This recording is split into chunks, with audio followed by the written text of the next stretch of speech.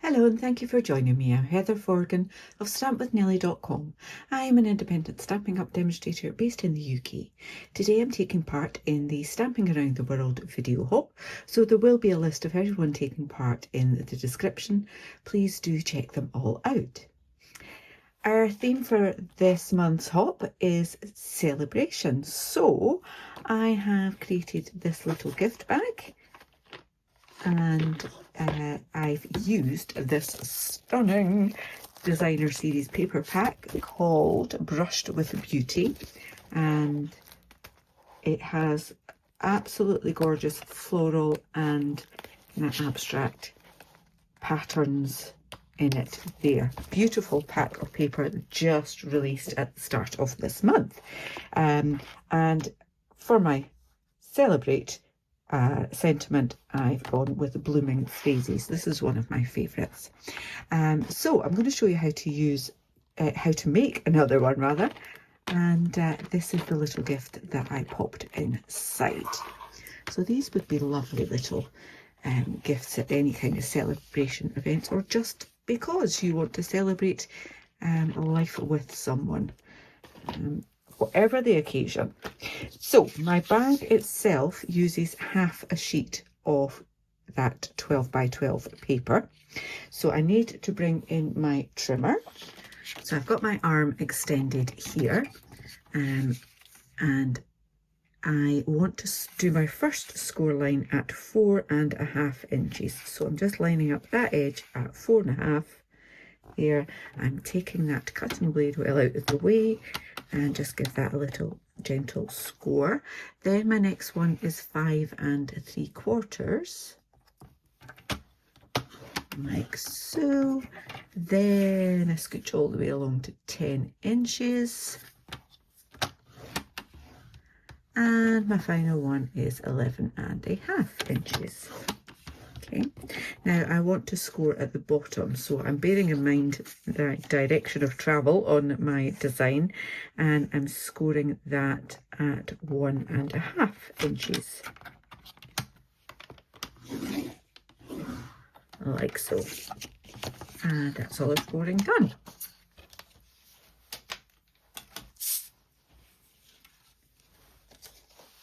I do also need to die cut this piece. So this is one of the party banners dies, and then there's a little, where did you come from? There's a little die there that will essentially punch a hole in that. So that's my component parts, along with a little piece from the sentiment, a little bit of gold to back that up, and of course some ribbon and embellishments. So I'm just using my fingers to burnish this, because it is paper, although Stampin' Up paper is deliciously thick and luxurious. It is still just paper, so I don't want to risk going a bit too heavy-handed with my bone folder and ripping it. Right, need to cut along those score lines. Now it's difficult to see on that side. It might be slightly easier to see on the other side. So I'm cutting along that score line just up to where it intersects with the next score line there. Okay, let's just do that all the way along, like so. Okay, like that. Okay, now this little one here needs to come off, but I'm going to take it off with just a tiny little wedge on that side too. Okay, and while I'm here, I'll just take a little wedge off there. Take a little wedge off either side of these squares.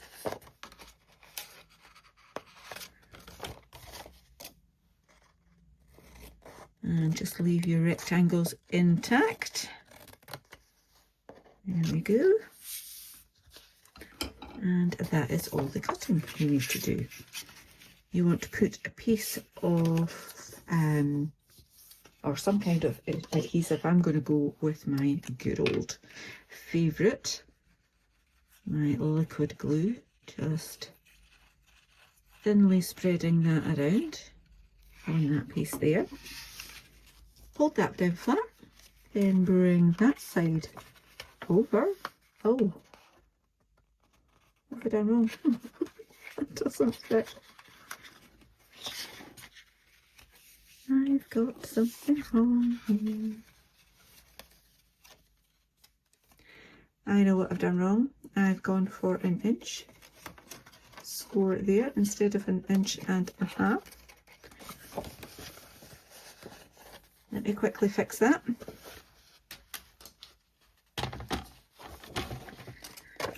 Oh dear, dear. So that should have been 4 1/4.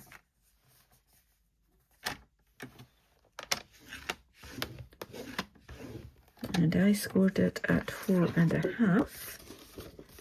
Let's just fold that along that new line there. I will just pretend that one doesn't exist. And that flap's going to be a little bit strange, but it's going to be hidden, so it's okay. I'm just going to take that off.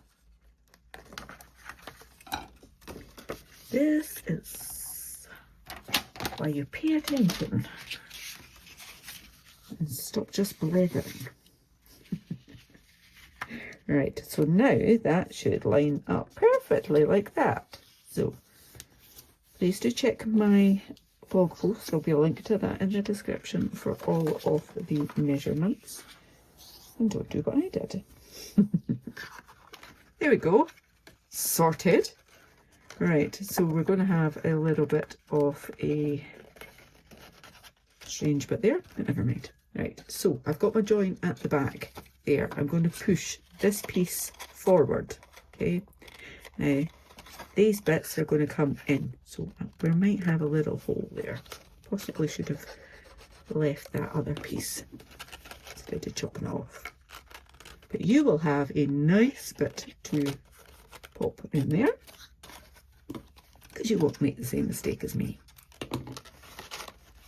And then that one comes around like so. And your one will look the same over there. Then I'm going to make sure I've got plenty of glue on this piece. And that is going to come around like that. Okay, so I have a tiny little hole in that corner there. But if someone's receiving this with chocolates in it, hopefully they'll forgive me. I'm going to pop my little box of chocolates in there. I've given that a little squeeze at the side, so that it goes over like that. Right, let me die cut this. I will be back with you in a moment. So I have my little hole in my piece of paper there. Let me just gently peel that away. There we go. Right, I am going to use just a tear and tape, and I'm going to put it along that top piece like that, and then I'm going to put another one just directly below it. Okay, just tear that. Give that a rub, make sure it's stuck down nicely, and then it's much easier to take the backing off, she says. Right, now again, this is my back piece here. I am just going to line that up. So I've got it kind of equidistant there. Give that a good press. And then that's going to come down over here. But I need my ribbon. So I'm using this gorgeous gold ribbon here. So I want to pop that through that hole and leave myself plenty down here to tie that bow. and then go all the way around here. Okay, so need to put that down there. Then tie this, and I'm going to tie it down at the bottom here, and then I can slide it round. I just want to try and get it as nice and taut as I can with that. Sorry, slightly off camera there as I use my body to hold that in place. This is where I could do with an extra hand. Okay, that should do it nice and taut. Tie this. Try not to squidge the paper. Okay, and that's cool. Then I'll just chop that just now, get rid, and then I can put that up there and play about with my bow to make sure I'm happy with that. And get that to come down a little bit, that would be cool. There we are. Lovely, lovely, lovely. And then just chop off the ends like so. Final bit was to stamp my little sentiment, and at this time I'm going to go with Darling Duckling. Now I've left the tail hanging off there because I don't really want it all. I just want a little bit on that. Get that up nicely. Pop that down. Come on, come on. There we go. And then that's going to go on my gold foil. Then I'm going to use tear and tape again, just because it's foil and it slides around a little bit too much if I use wet glue. Once again, pop that down. Take that off. Line that up on a little bit of gold foil here.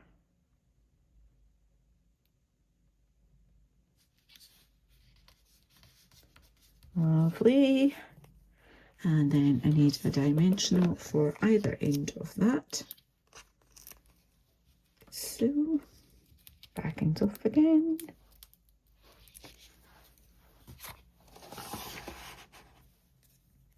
And I just put that on at a little jaunty angle, like so.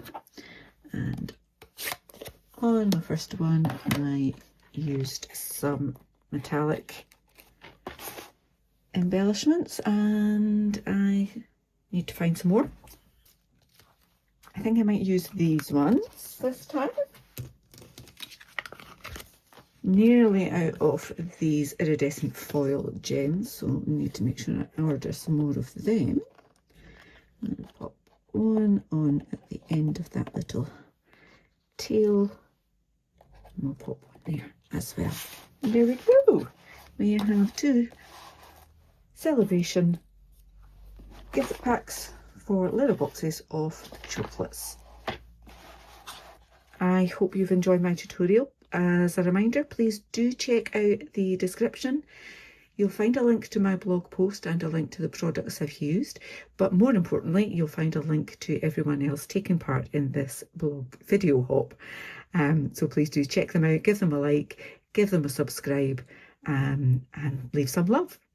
Until the next time, take care, bye bye.